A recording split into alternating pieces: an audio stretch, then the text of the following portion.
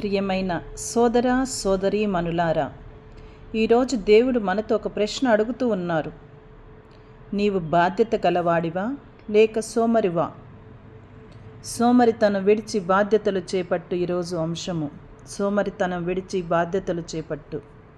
Bible గ్రంథం ఏమి చెబుతూ ఉందంటే, సామెతల గ్రంథం 6వ అధ్యాయం 6వ వచనము, ఓ సోమరి పోరా, చీమరి దగ్గరికి వెళ్ళి చూడు. చీమ చిన్నది కానీ పని విషయంలో పెద్దది. ఎవరు చెప్పకపోయినా ముందుగానే సిద్ధమవుతుంది. నీవు కూడా అలాగే చేస్తున్నావా లేక రేపు చూద్దాము అని వాయిదా వేస్తున్నావా?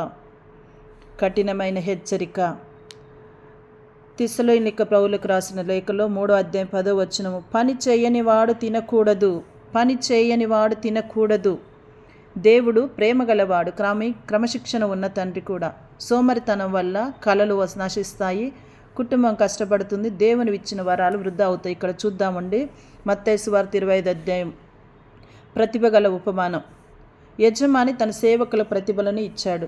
ఇద్దరు పనిచేశారు, అభివృద్ధి చెందారు. ఒకడు దాచాడు, భయపడ్డాడు, ఏమీ చేయలేదు. యజమాని ఏమన్నాడు? దుష్టుడా, సోమరిపోతా అని అన్నారు. దేవుడు నీకు ఇచ్చిన ప్రతిభను దాచుకుంటే అది పాపము. అది గుంతలో పెట్టినట్లయితే పెద్ద పాపము. కాబట్టి దేవుడు నీకు ఇచ్చినటువంటి ప్రతిభలను నీవు ఇతరులకు ఇచ్చినట్లయితే నీకు రెట్టింపుగా దానికి ప్రతిఫలం పొందుకుంటావు. ఇక్కడ జీవిత సత్యం ఏమిటంటే, సోమరితనం మొదట తీయగా అనిపిస్తుంది, కానీ చివరికి అవమానం, దారిద్రం, పశ్చాత్తాపం ఇస్తుంది. కష్టపడేవాడు ఈరోజు అలసిపోతాడు, కానీ రేపు గెలుస్తాడు. సోమరిపోతూ ఈరోజు విశ్రాంతి తీసుకుంటాడు, రేపు బాధపడతాడు.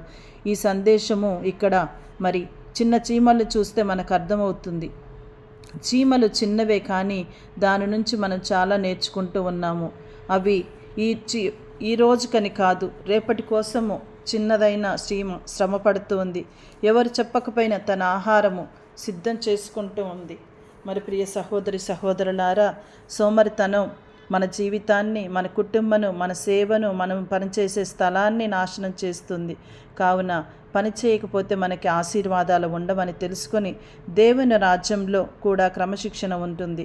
కష్టపడి పని చేయటం ఆత్మీయ జీవితం. కావున ప్రియ సహోదరి సహోదరులారా, ఈ చిన్న చీమ మనకు నేర్పినటువంటి పాఠాన్ని మనం తీసుకొని మరి సోమరితనం వల్ల వచ్చేటువంటి నష్టాలను తెలుసుకొని మరి మనకి భవిష్యత్తు చీకటవుతుందని తెలుసుకొని ఇప్పటి నుంచైనా దేవుని ఆశీర్వాదాలను పొందుకోవటానికి, గౌరవం పొందుకోవటానికి, అభివృద్ధి పొందుకోవటానికి కష్టపడదాం. ఇప్పుడే లేచి నీ బాధ్యతను చేపట్టు. దేవుడిచ్చిన కాలాన్ని వృధా చేయబడవద్దు.